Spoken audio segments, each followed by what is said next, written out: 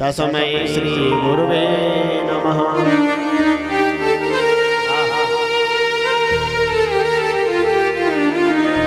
कृष्णाय वासुदेवाय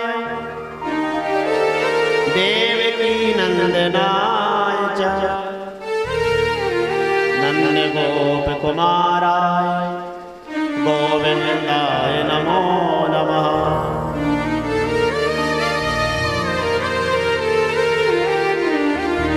राधा साध्यं साधनं यस्य राधा मंत्रो राधा मंत्रदात्रे च राधा सर्वं राधा जीवनं यस्य राधा राधा राधा वाच्यं तस्य शेषम्।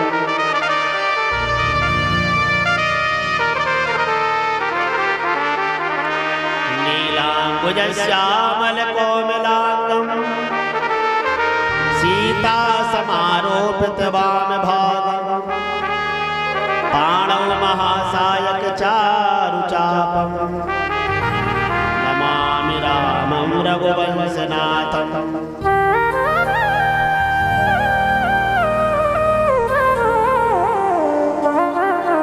उद्भवस्थिति संहारकारिणीं क्लेशहारिणीं सर्वश्रेयस्करीं सीतां नतो हम राम वल्लभा। शान्ताकारं भुजगसेनं पद्मनाभं सुरेशं विश्वाधारं गगनसदृशं मेघवर्णं शुभांगं लक्ष्मीकान्तं कमलनयनं योगविद्यानगम्यं वन्दे विष्णुं भवभयहरं सर्वलोकैकनाथं। या श्री स्वयं सुकृतिनां भवनेषु लक्ष्मीं पापात्मनां कृतदयां हृदयेषु बुद्धिः श्रद्धा सतां कुलजना प्रभवस्य लज्जा तां कामनता स्वपरिपालय देवी विश्वम्। नमामि ईशान निर्वाण रूपं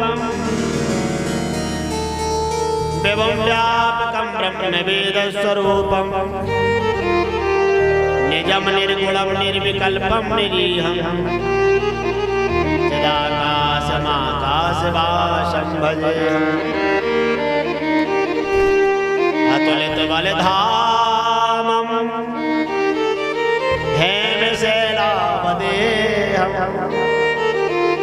धनुजबलकृशानुजानिनामाग्रगण्यं सकलगुणनिधानं वानराणामधीशं रघुपतिप्रियभक्तं वातजातं नमामि।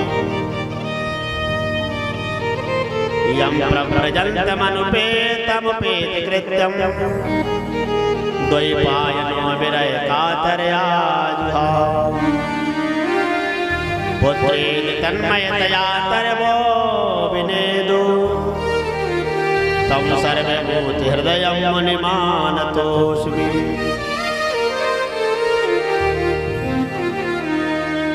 यो नित्यमच्युतपदाम्बुजयुग्मरूपं व्यामोहितस्थितराणि तृणाय मेने अस्मद्गुरोर्भगवतोऽस्य दयैकसिन्धो रामानुजस्य चरणौ शरणं प्रपद्ये।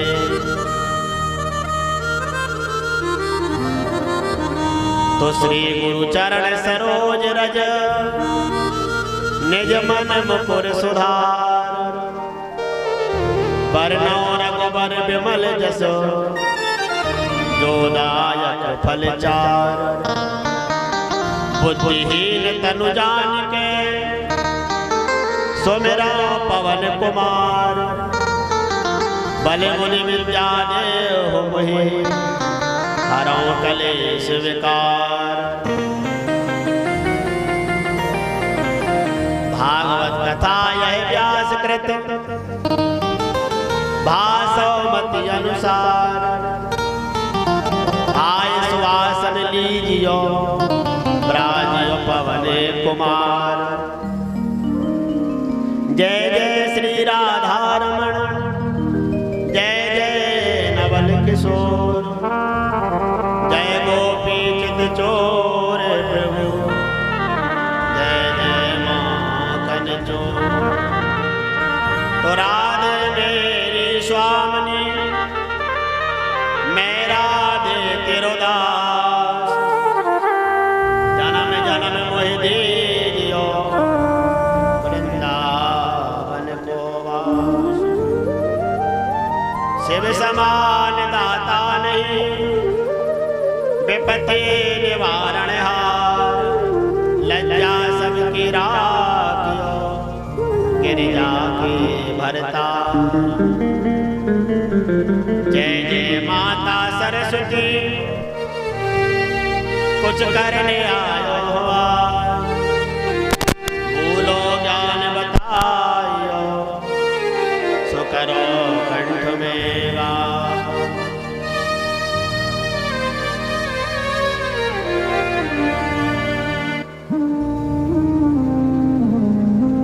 बोले शारदा मैया की जय, हनुमान जी महाराज की जय हो, राजा रामचंद्र भगवान की जय हो, वृंदावन बिहारी लाल की जय हो, पितृ देवताओं की जय हो, भगवान भोलेनाथ की जय हो, नमः पार्वती पते हर हर महादेव। जय जय श्री राधे, जय जय श्री राधे, जय जय श्री।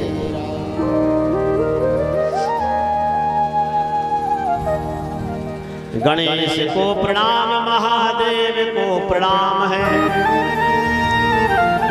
इस ठौर को प्रणाम, गुरुदेव को प्रणाम है,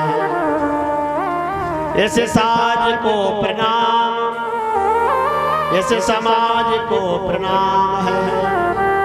वृंदावन बसैया श्री कृष्ण को प्रणाम।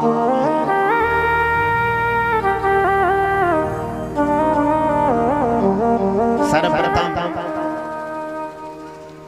भगवान श्री गणेश को हम वंदना करते हैं कि भगवान श्री गणेश हमारे कार्यों को निर्विघ्नता पूर्वक संपन्न करें।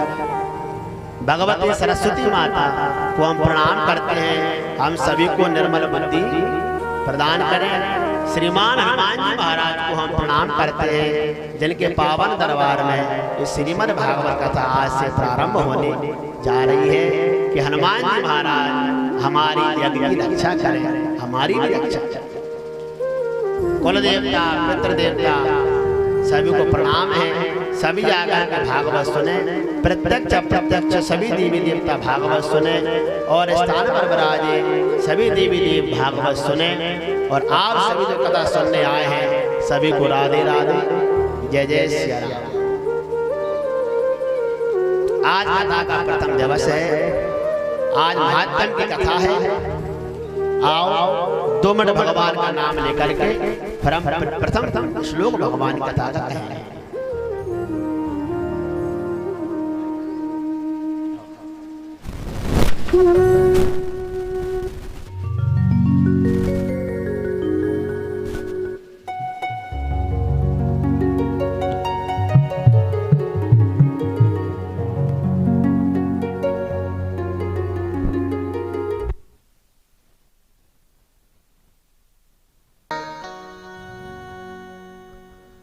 बोलिए वृंदावन बिहारी लाल की। आगमन भगवान का नाम लेकर कथा प्रारंभ करते हैं। रघुपति राघव राजा राम, और पतित पावन सीताराम।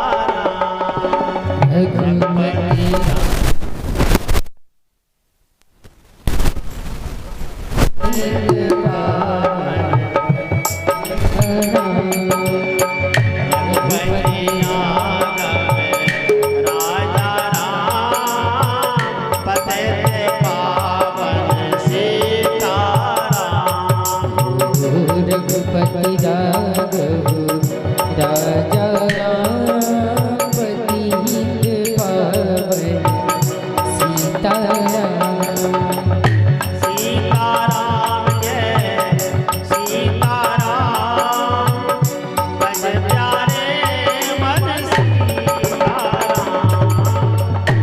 सीताराम जय सीताराम मन प्यारे जय सीताराम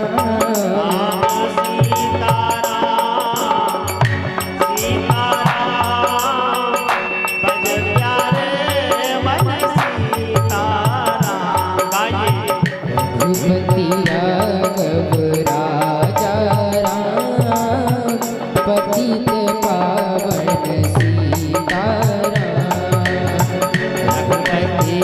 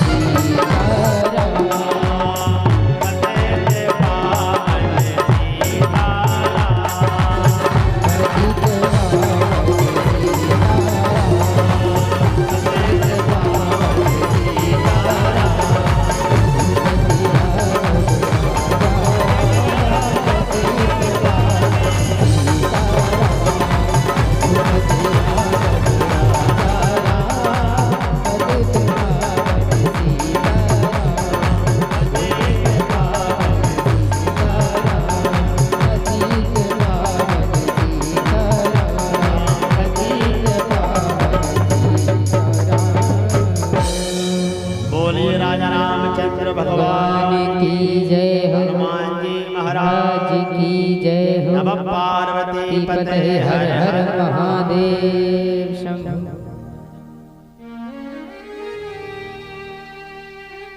श्री गणेशाय नमः, श्री सरस्वती नमः, श्री गुरुभ्यो नमः। आइए हम सभी भगवान को प्रणाम करके श्रीमद् भागवत कथा का महात्म्य प्रारंभ करते हैं।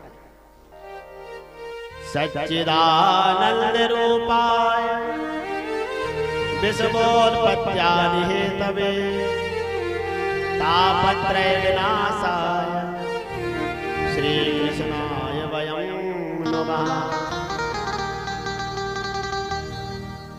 श्रीमद्भागवत कथा। जब मनुष्य के अनंत जन्मों के भाग उदय होते हैं तब जाकर के उसको भागवत कराने का सौभाग्य प्राप्त होता है। उसी प्रकार से भागवत सुनने के लिए भी मनुष्य को बहुत से पुण्यों की आवश्यकता होती है। जिसके द्वार पर भागवत आ जावे समझ लो उसके बहुत सारे पुण्य आज उदय हो गए। भगवान ने आज उस पर कृपा कर भगवान का जो आनंद रूप है सत्य चित आनंद, 3 रूपों की व्याख्या महात्म्य में आई है।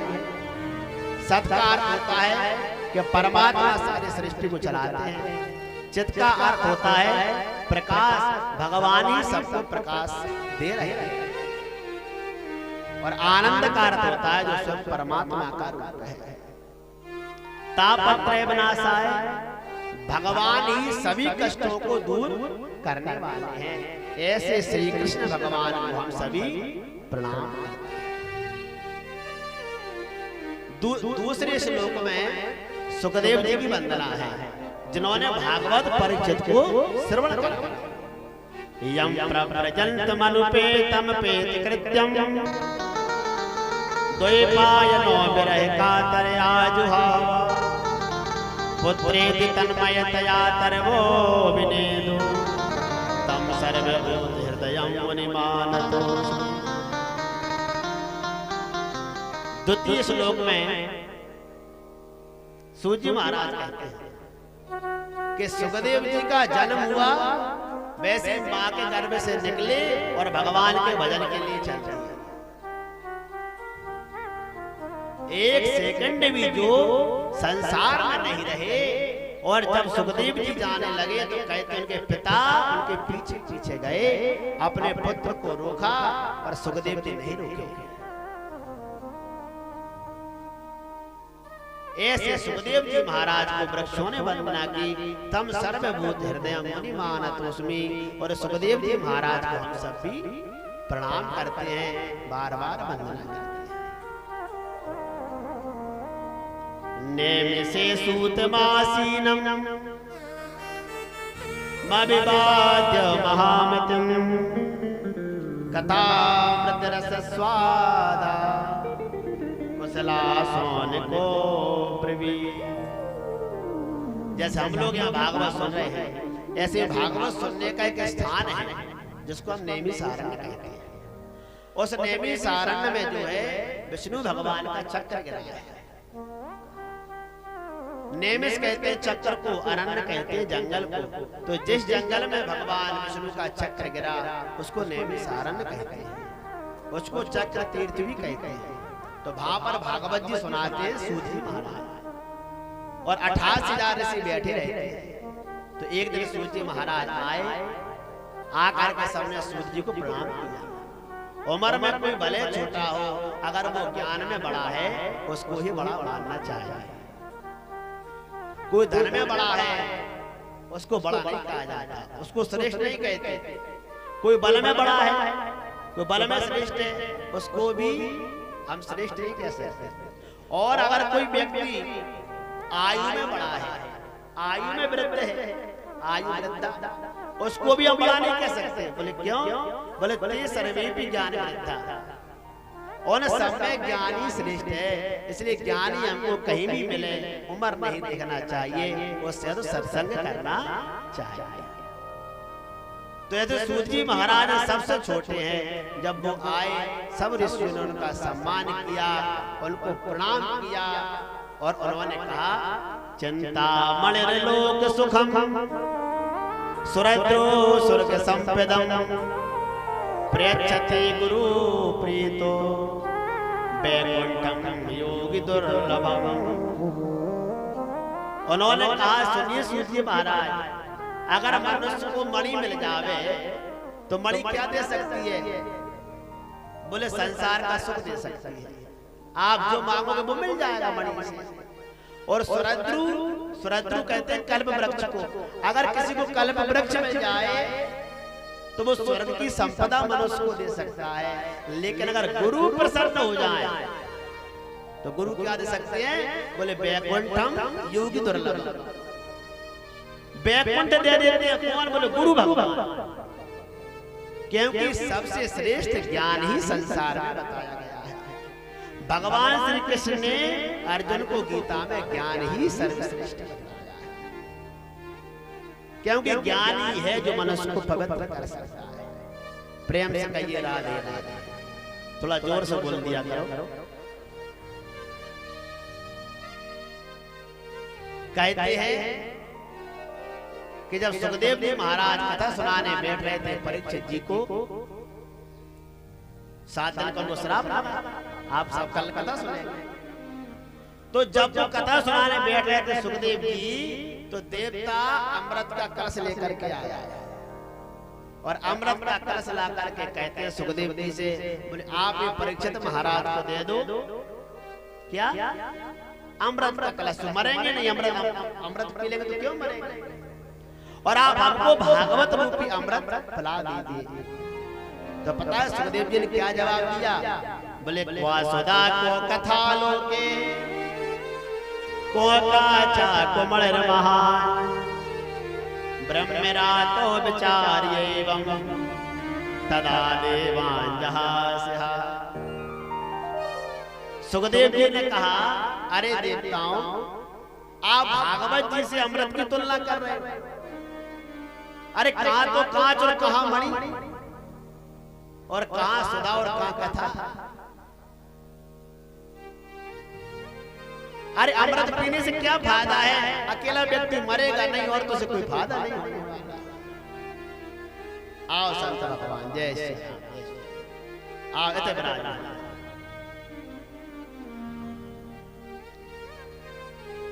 बोले एक ही अकेला फायदा है, व्यक्ति मरता नहीं है, लेकिन भागवत से तो मनुष्य की 7 पीढ़ियां तर जाती हैं। बोलिए भागवत महापुराण की जय। तो बोले भागवत सर्वश्रेष्ठ है। बोले हाँ, भागवत ही सर्वश्रेष्ठ है। एक बात और, बाताम पढ़ना तन देह सोच नहीं। जरा ध्यान सुनना इस बात। भागवत को छोटी मोटी चीज नहीं, कोई पोथी नहीं है, किताब नहीं है। लोग कहते हैं महाराज हमें तो भाषण होती। बोले नहीं, ऐसा नहीं। बोले कोई मनुष्य बाताम पढ़ना तन देह सोच नहीं। बात कहते हैं वायु पीकर कोई रहे व्यक्ति करोड़ों वर्ष रहे, वायु पीकर के तपस्या करे। अम्बु कहते हैं जल को, कोई जल पीकर भी हजारों वर्ष तपस्या करे। पर्ण कहते हैं पत्तों को खाकर अगर कोई व्यक्ति तपस्या करे हजारों वर्ष, तो भी उसको इतना पुण्य नहीं मिलता जितना पुण्य उसको भागवत सुनने से ही मिल जाता। इसलिए भागवत सर्वश्रेष्ठ है, इसलिए जगह जगह कथा कराते हैं, इसलिए पुण्य फल है इसका। और भागवत में तो यहाँ लिखा है, बोले तीर्थ जाने की भी आवश्यकता नहीं है भाई, यज्ञ करने की आवश्यकता भी नहीं है, व्रत करने की आवश्यकता भी नहीं है, दान पुण्य करने की आवश्यकता भी नहीं है, अकेले भागवत सुनने की आवश्यकता है। अगर आप भागवत श्रवण कर लोगे तो सबका पुण्य आपको यहीं पर प्राप्त हो जाएगा। इतनी भागवत की महिमा है। सुखदेव जी ने कहा आपको देवताओं में आपको भागवत नहीं दे सकता। बोले भागवत श्रेष्ठ है। बोले हाँ भागवत श्रेष्ठ है। तो कहते हैं दुनिया में जितने कर्म हैं, जितने दान पुण्य हैं, सबको एक पलवा पर रखा, और जो भागवत जी हैं उनको एक पलवा पर रखा।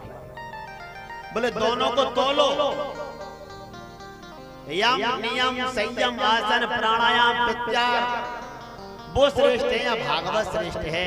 और कहते हैं जब तोला गया तो भागवत जी का पलवा नीचे हो गया, और पूरे जो नियम हम काम करते हैं वो सब ऊपर। लघु निन्यानि जातानि गौरवे नियदम महत् तदा ऋषिगणा सर्वे विस्मयं परमं ययौ। जब भागवत जी को तोला गया तो भागवत श्रेष्ठ निकली, अन्यानी लघुनी जातानी सब छोटे पड़ गए। तो सब तो मैंने रे भगवत रूपम, भागवत को क्या माना? भगवान माना। भागवत क्या है? भगवान है। जब हम भागवत की शरण में बैठे हैं, समझ लीजिए हम भगवान की ही शरण में बैठे हैं। श्रीमद् भागवता कोयम प्रत्यक्ष कृष्ण की वही। प्रेम से कहिए राधे राधे, जोर से बोलिए राधे राधे। एक हम आपको कलश यात्रा की घटना कह देते हैं। जब हम कलश यात्रा करने जा रहे थे तो जो हमारे परिचित हैं नीलम सिंह दानी जी,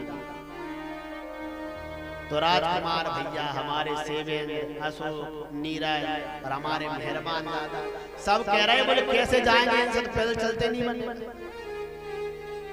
ये भागवत की यात्रा कैसे करेंगे?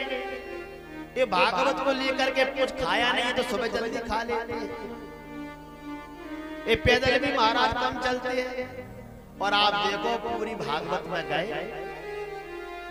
पूरे गांव की कलश यात्रा निकाल, सब जगह भगवान मैया को प्रणाम करते हुए, हनुमान जी को प्रणाम करते हुए, और यहीं तक आ गए।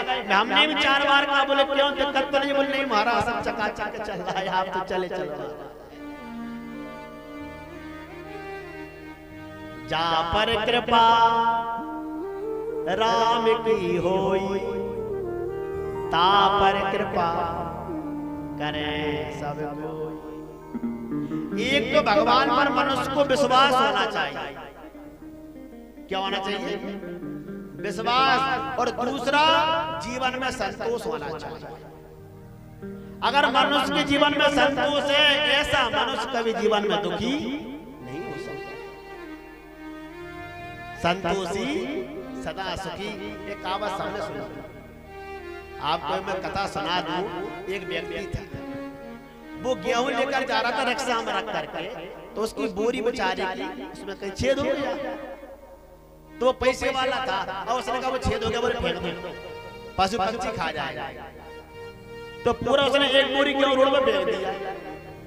अब वो तो फेंक करके चला गया। इतने में एक बेचारी गैया आई, उस गैया से जितना बना उसने गेहूं खा लिए और पेट भर गया, सो चली गई। इतने में एक बंदर आया। बंदर आया और बंदर से जितना पेट भरा उसने गेहूं खा और वो भी चला गया। फिर एक चिड़िया आई, जितना बनी चिड़िया ने चुगा और वो भी चुग कर वो भी चली गई। और सबसे बाद में कौन आया? बोले सबसे बाद में एक मनुष्य आया। प्रेम से कहिए राधे राधे। सबसे बाद में ये मनुष्य आ गया। तो मनुष्य से जितना बना उतना तो उसने गेहूं खाए और फिर महाराज पूरी बोरी कनाप रख के ले गया। बोले बजरंग बली की। जितने बने उतने खाए और फिर वो कंधा पे बोरी रख के ले जाने लगा। तो जो वहां पर सब बैठे थे, बोले संत बैठे, संतों ने कहा देखो अंतर देखो आप, जो गैया गेहूं खा करके गई उसको मालूम है कल भगवान मेरा पेट भरेंगे। गौ माता को भरोसा है कि आज मेरा पेट भर गया, कल भगवान मेरा पेट दोबारा भरेंगे। बंदर गेहूं खा के चला गया, बंदर को भरोसा है कि भगवान कल मेरा पेट भरेंगे। चिड़िया दाना चुग करके चली गई, चिड़िया का पेट भर गया, चिड़िया को विश्वास है कल भगवान मेरा पेट भरेंगे। लेकिन मनुष्य आया, जितना बना उतना खा लिया, लेकिन इसको विश्वास नहीं है कि भगवान कल देंगे के नहीं देंगे। गेहूं की बोरी और कनाप रख के ले गया। मनुष्य को विश्वास नहीं है भगवान पर। और दुनिया में जितने जीव जंतु हैं, चींटी से लेकर हाथी तक, भगवान सबका पेट भर गया। ये धरती मनुष्यों की नहीं है। हम लोग पेड़ काटते चले जा रहे हैं, वृक्ष काटते चले जा रहे हैं। ये अकेले मनुष्यों की पृथ्वी नहीं है, ये सबकी पृथ्वी है। प्रेम से कहिए राधे राधे, जोर से बोलो। एक बात और है, मनुष्य की सृष्टि सबसे पीछे हुई है। सबसे पीछे मनुष्य आया है, सबसे पीछे। और बाकी प्रकृति को भगवान ने सबसे पहले, मैं आपको एक दिन कथा में सृष्टि खंड सुनाऊंगा। सृष्टि कैसे उत्पन्न हुई? अगर दूध नहीं होता और गौ पहले नहीं आती तो मनुष्य दूध कहां से पीता? अगर गौ नहीं आती पहले गौमूत्र कहां से पीते? अगर पृथ्वी की रचना नहीं होती मनुष्य रहता कहां? अगर वृक्ष नहीं होते तो वायु कहां से मिलती? अगर पहले सूर्य नहीं रचे होते तो मनुष्य सूर्य कहां से, दूध कहां से लेता? अगर चंद्रमा नहीं होते तो कहां से शीतलता आती? अगर अन्न पहले नहीं आए होते तो क्या खाते पेट में? भगवान ने पूरी दुनिया को पहले पहुंचाया, बोले जाओ मनुष्य की रक्षा करो। मनुष्य क्या कर रहे हैं? सबको मिटाते चले जा रहे हैं। प्रेम से कहिए राधे राधे। लघु निन्यानि जातानि गौरवेण यदम्मः तदा ऋषि गणा सर्वे विस्मयं परमं ययुः। अब देखिए भागवत में बड़ा सुंदर प्रसंग कहते हैं भक्ति देवी का। आज धुंधकारी कथा है और भक्ति माता का चरित्र है, क्योंकि आज महात्मा की कथा कही जाती है। तो एकदा हि विशालायां चत्वारा ऋषयो मला सत्संगार्थं समायाता ददृशु तत्र नारद। अब सूत जी कथा कहते हैं भागवत में कि एक बार क्या हुआ कि चार जो ऋषि हैं, सनक, सनंदन, सनातन, सनत, ये चारों बद्री नारायण में बैठे, बद्रीनाथ में तपस्या करते चारों बैठे। तो एक दिन नारद जी घूमते घूमते पहुंचे। बड़ी चंचला में नारद जी रहे। जब नारद जी वहां पर पहुंचे, ऋषियों ने पूछा, अरे नारद जी आप कहां जा रहे हैं? तो नारद जी ने कहा, अरे ऋषियों में आपके पास ही आया। बोले क्यों? अरे बोले मैं पृथ्वी पर गया था। अहम तु पृथ्वी यातो ज्ञात्वा सर्वोत्तमामिति पुष्करम च प्रयागम च काशी गोदावरी तथा। नारद जी कहते हैं कि मैं पृथ्वी पर गया और मैंने सोचा कि पृथ्वी तो बहुत अच्छी है, बहुत बड़े लोग धरती पर रहते हैं, लेकिन नारद जी कहते हैं मैं सब जगह गया और मैंने सब जगह पाप ही पाप देखा। पुष्कर गया, काशी गया, गोदावरी गया, हरिक्षेत्रम, कुरुक्षेत्र गया, हरिद्वार गया, लेकिन मेरे मन को कहीं शांति भी नहीं मिली। बोले क्यों? बोले बहुत बुरी खराब स्थिति बनी कलयुग में। सब लोगों ने अपना अपना धर्म छोड़ दिया। कोई माता का सम्मान नहीं करता, कोई संध्या वंदन नहीं करता, कोई ब्राह्मणों का सम्मान नहीं करता, कोई बड़ों बुजुर्गों का सम्मान नहीं करता। नई बहू आती है, आते सास से चाबी अलमारी की ले लेती है। बोले अम्मा तुम तो बैकुंठ जाओ जी, घर तो मेरा है। माँ नहीं, मात पिता नहीं देगा। बोले ना कोई माता को मानता ना पिता को मानता।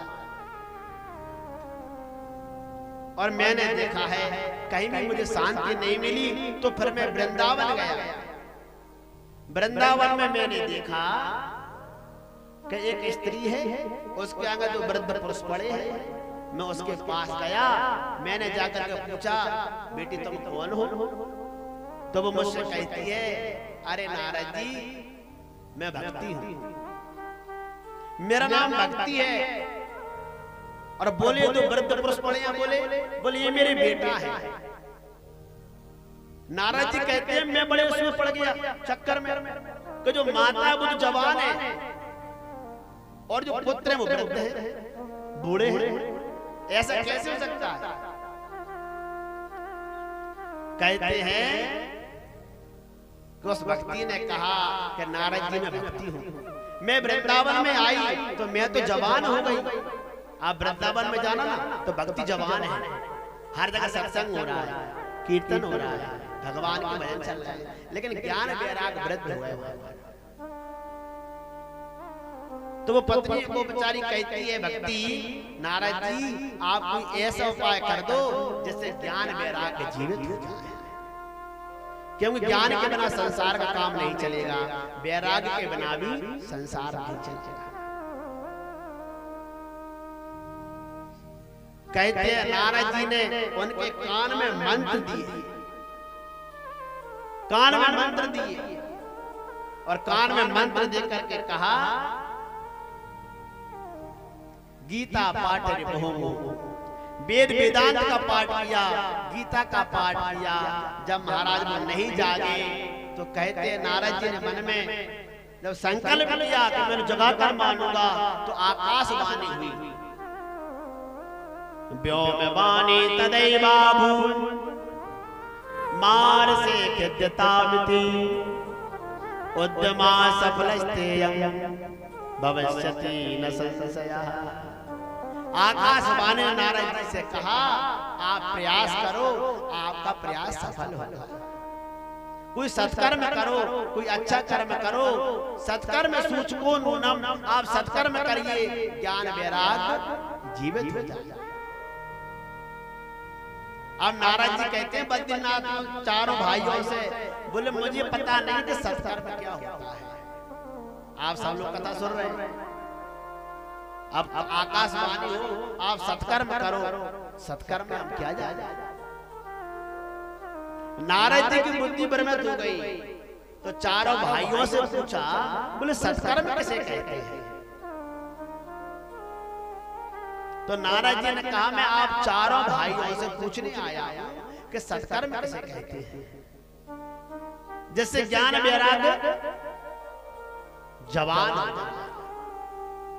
तो चारों भाइयों ने कहा नारद जी सत्कर्म यानी भागवत कथा, भागवत कथा से अच्छा कोई सत्कर्म दुनिया में है ही नहीं है, सारे सत्कर्म पीछे है, सबसे आगे तो भागवत का ही कर्म है। तो बोले भागवत जी कौन करेगा। सनत कुमार ने हमें क्या पता कौन सा भागवत कराएंगे आप, भाई अपने अपने पसंद के पंडित जी होते हैं, तो हमें क्या पता आप किससे भागवत कराओगे।